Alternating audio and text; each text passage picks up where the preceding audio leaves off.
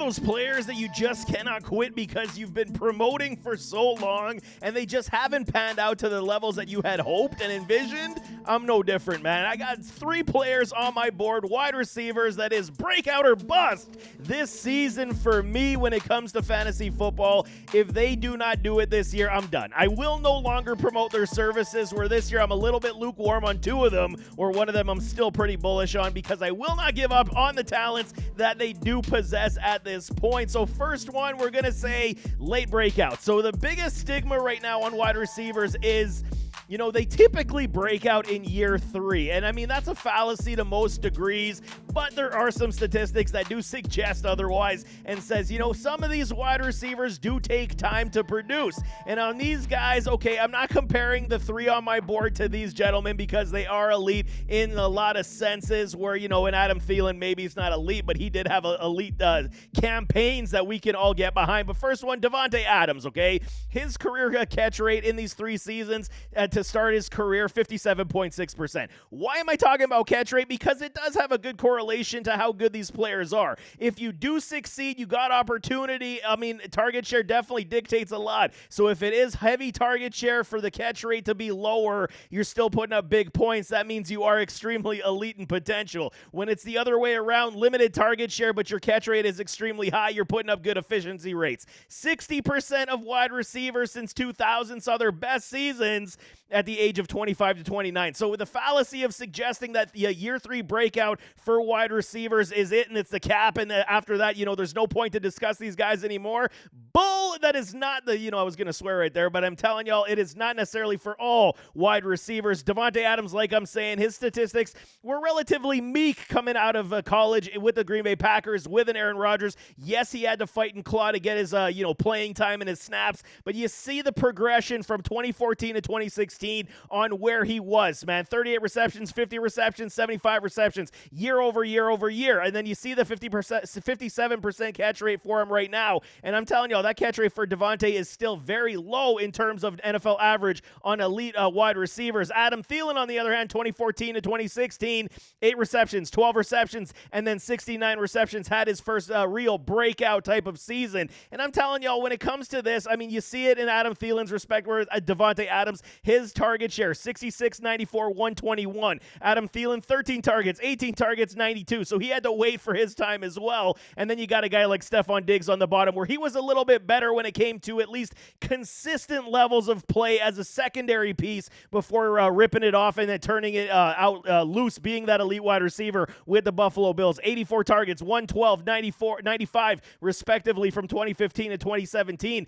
Catch rate for an Adam Thielen, 67%. Catch rate for Stephon Diggs, 68% in those 3 seasons. So you see what I'm saying? Even with the limited, you know, target share that an Adam Thielen got, his catch rate absolutely uplifted his statistics. Where Davante Adams, his catch rate extremely low, target share to 121 in year 3, where it was very, you know, in the middle for a Stephon Diggs, 84, 112, 95 in respective target share, catch rate of 68. So you can see Stephon Diggs had the makings to be that guy, where also when you talk about Davante Adams, he was like, you know, in question. Could he be this guy? It was the 12 TDs in that 2016 season that did save him and then, you know, prolong and uplift him to be who he is today, where Stephon Diggs, like I said, very much on the even when it came to season after season after season, being very similar in statistics, 720, 903, 849 in yards. Why am I talking about these guys in comparison to all the others? Because these 3 have an opportunity, and I'm not giving up on them yet. Jameson Williams, JMO, is the first one on my board that I'm just not giving up on right now. Breakout or bust. Will he break out this season? Okay, we understand, man. He injured that ACL coming out of college, lost basically his first rookie season. Not much in the terms of statistical achievement. Last season, everybody, including myself, was like, okay, we'll see what happens. For me, ACL injuries, you got to be careful with those, because if you're going to sit here and suggest that he's going to be this guy right off an ACL, especially a young rookie that did miss time, you really have to be careful with that. I said, okay, maybe we'll see a little bit of a breakout by like week 10. Did not really happen. He was very inconsistent, didn't find his way into the end zone, had some dropping problems, had definite, confidence issues last year. We'll see what happens. 57% on the catch rate for last season. So we will see a little bit of step in the right direction. If it wasn't for those drops only going on the 9s, maybe they do expand his role a little bit. Did not help that Amon-Ra St. Brown absolutely kills it, and then Sam Laporta took it to every defense in the NFL. So he was somewhat of the afterthought, but word around the circle in Lions OTAs was J-Mo is absolutely doing very well. Currently the wide receiver 48 overall, 114. So the value is absolutely dropping for a J-Mo right now, and obviously it is understood on why it is dropping in a lot of respects, man. In terms of Lions depth, Amon-Ra St. Brown is the guy. Sam Laporta is the guy. So now everybody else, Khalif Raymond, he's got that, gadget appeal. You got Antoine Green, who I am a very big fan of. I think he's being slept on quite a bit as well. Donovan Peoples-Jones, Tom Kennedy, and then the list goes really low after that. So J-Mo does have a very good opportunity to be the third target in this offense, maybe fourth behind a Jahmyr Gibbs after those wide receivers as well, but he is very good in all respects, man. 2023 fantasy stats, it's nothing to get overly excited about. 68.3 points, wide receiver 81, and only a 16.7 boom rate for a J-Mo. Was not good whatsoever, but we see the transition here with these Detroit Lions. They re-up Jared Goff to a big contract. Lots of yards, lots of touchdowns, lots of productivity. Detroit Lions, statistically speaking, for the entire wide receiver cast or anybody catching passes from a Jared Goff, 408 receptions, almost 4,600 yards plus, and then 30 touchdowns. So there is a lot of room for balls to go around to Jameson Williams, and he should absolutely see an increase in his target share, in his productivity, and he is only 23 years of age. So this one, you give him a little bit of a break because he was coming off the ACL, didn't find his game, had some confidence dropping issues. We'll see what happens this year. This is why I got to say it's a breakout or bust for me, because there was so much hype on this man coming out saying he was the best wide receiver in the NFL draft class that he came from. I didn't say that. I said he was really high. Olave and Garrett Wilson were my two tops, but J-Mo was very high in my respects as well. But this year is a big one for this 23-year-old. I'm still waiting and hoping that it's going to be very good. Late round flyers, absolutely for a J-Mo, no question. Next one we got is Darnell Mooney. Okay, full Mooney in the house. Wide receiver 70 overall, overall is 170 for this wide receiver right now. He has got new digs going to these Atlanta Falcons. Change of scenery, best thing possible for this man. He's already played 4 years in the NFL, and we could say typically he's already had his breakout campaign back in 2021. Played all 17 games, 140 receptions, 140 targets, 81 receptions, 1055 in yards, and 4 touchdowns. If he had seen a little bit more in the touchdown productivity, we'll see what would have happened. 57% on the catch rate in that season. His best season was 2020 in terms of catch rate at 65.6%. So you can see, even though the target share was extremely limited, his hands were not failing him. And then this past year, everybody was out and dogging themselves Darnell Mooney.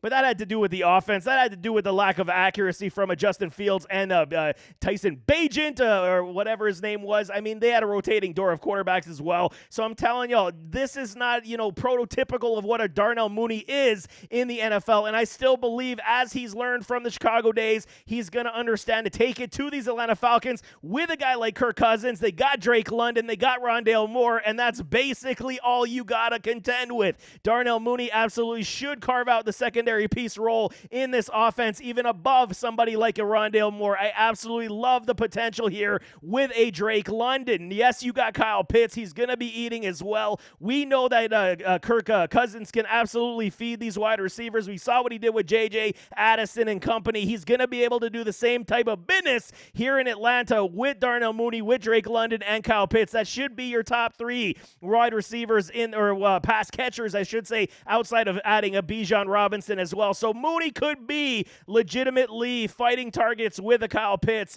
with a Bijan, that much more. We could see Drake London and Bijan being your 1-2 in target heavy passes game to game, but I do believe that Kyle Pitts' resurrection is coming also. This means positivity for a Darnell Mooney in the sense because he will not see a lot of double teams. He'll be pulling coverage from a lot of other guys, and he will be roaming free, especially if are we really out or in on a Rondale Moore anymore. This is a good spot for him as well. So we'll see. They did revamp it, added some more speed, added some more playmaking ability for these Atlanta Falcons. I do like it a lot. And Darnell Mooney, I am definitely not out of just yet.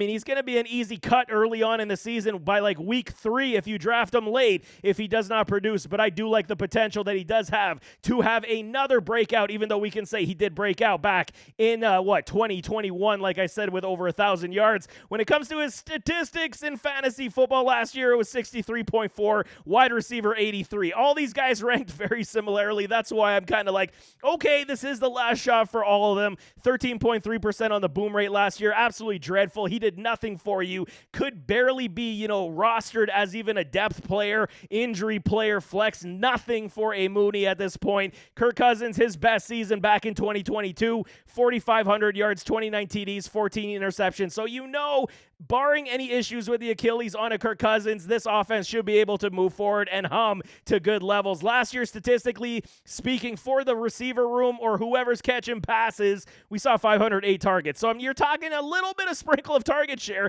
Get him back over 100 targets in this offense, and we should see, good levels of high-end productivity. 90 to 105 is where I'm hoping that Darnell Mooney will get, but we will see how it does shake down. We do believe that Drake London's going to see a lot of double teams. Kyle Pitts should be able to eat quite a bit. Maybe Mooney is going to be the touchdown guy and the touchdown getter, getting you 7 to 9 TDs this year. That is a hope I'm hoping to see in this offense, especially how they move. Age 26 for Darnell Mooney. It is getting a little bit skimpy for him to be trusted anymore. If you don't do it this year, Mooney, I will never speak your name again. There is no question about that. Last one I got is Rashad Bateman. A lot of people on a Bateman once again. Coming out of college, I was okay with a Bateman. I wasn't necessarily overly hyped about him. I thought his skill set was good. I thought it was going to translate in the NFL early. Has not really transpired just yet. Here we have a situation where his catch rate is relatively high, a.k.a. the Stephon Diggs type of situation early on, but the consistency absolutely fell off. Injury problems were happening. Then his catch rate started to drop. He was dropping passes as well, but his first rookie season was the encouraging sign. 68 targets, 46 receptions, 515 in yards, 1 TD, but the 67.6% on the catch rate was absolutely stellar. So we're like, yes, give me more, feed him more targets, and then the injury bug just hit. So then you come last season, they added OBJ. They did not even look in his direction quite a bit. Only 56 targets last year to the tune of 32 receptions and barely cracking 400 yards and 1 touchdown. 57% on the catch rate, not good enough. Career catch rate is at 61%, so I'm okay with that because you see the positives of this. It's not necessarily all on him as well, but you got to say at this point, you got to stay out of the medical room and you got to run better routes. They are saying they want him to be the top dog with Zay Flowers, be the 1-2 punch, be the guy that can be relied upon and trusted in this offense. So we will see. It's Nelson Aguilar, Zay Flowers, Rashad Bateman, your 1, 2, 3 in this offense as we sit today. They did add some players like a Tez Walker. You got to watch out because if Bateman does not produce this year, I got a sneaky suspicion that Tez is going to be this guy that they're looking for that was supposed to be a Bateman. I think Walker's going to be one of these dudes as well. Tylan Wallace never really, materialized as a player at this point. They signed Deontay Hardy for some speed. Then you got these other guys down the field that are rookies to at least fill the depth in this roster. It is a little bit different in this Baltimore Ravens receiving room. There is no question about that. But Rashad Bateman last season, absolutely dreadful. 60.5 points, wide receiver 87, 0 boom games, man. And this is why they got you all the way down to wide receiver 74, overall 177. This is not good news. And everybody's saying, okay, this is it. I'm done. I'm not even drafting you this year. If you get him in the last, bunch of rounds that you're in, 14th round, 15th round, and Bateman's sitting there, maybe it goes a little higher. Maybe it's like 13th round. I'm going to take a flyer on it. Why not? Because at that point, you're taking at least the shot to hope the potential is going to absolutely turn. Lamar Jackson, never been a 4,000-yard passer, 36.78. They added somebody like a Derrick Henry, which does, imply these Ravens are going to go back to the ground and pound and be run heavy once again this season. So we will see 24 TDs for Lamar last year. Not a great heaping of touchdown productivity, so you're always going to have to account for that in fantasy football regardless, because Lamar has never been that guy where he's going to throw 40 TDs. I think 36 was his MVP season, and then after that, we haven't seen him, sniff even close to that when it comes to passing TDs. So in terms of the target share, it's never going to be abundant for a Bateman. You got to believe, especially how Zay Flowers, has been playing in this offense. He looked like a dynamo, looked very good. But if we could get him up into that, 85 to 100 range in target share for a Bateman, get him into the end zone at least 7 times, you can see a 850 yards coming for this man in potential. He is only 24 years of age. They're saying he's got to, looking his best that he's been since his rookie season. So you got to take all the words in the OTAs with a grain of salt. But this is the last time I'm speaking the good graces on a Rashad Bateman. If he does not pan out, I am done. And I'm still quite lukewarm on him right now. Just to finish it off, we're talking catch rate when it comes to all the top 12 wide receivers last year. You see CeeDee Lamb 74%, Amon-Ra St. Brown 72%, Tyreek Hill almost at 70, Evan Ingram cracked 79. He was catching everything last year. You got Michael Pittman almost at 70, Keenan Allen 72, Stephon Diggs at 66, AJ Brown 67, and so on and so on. Puka at 65, Adam Thielen 75. But then again, see Devontae Adams 58% last year and still finished as the 11th wide receiver. So catch rate, depending on your target share, will absolutely dictate your fantasy value as well. But we got to see a better play from these wide receivers, more target share, less inconsistency. Don't go into the medical room and find your game. And there is high-end potential. If we're ranking these guys today, it's got to be J-Mo for me 1.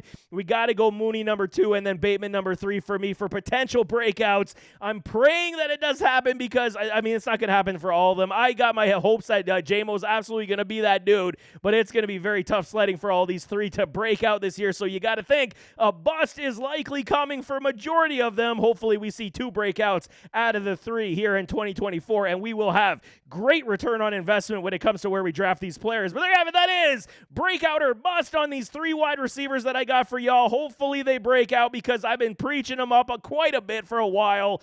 Okay, it's not that I look stupid on it. I just can't quit him right now. I really can't. The opportunity does dictate terms. Talent plus opportunity plus circumstance equals breakout. I'm going to make a new t-shirt that says that because these guys are absolutely poised for it. But nevertheless, as always, don't forget to hit that like button, hit that subscribe button, jump in those comments, give me your thoughts. You in or out on these guys? Throw it in the comments. Which one you taking a stab on? If you had to pick one, which one you taking this year? Throw it in the comments. We can definitely talk it out. But we'll see you next time. I am out.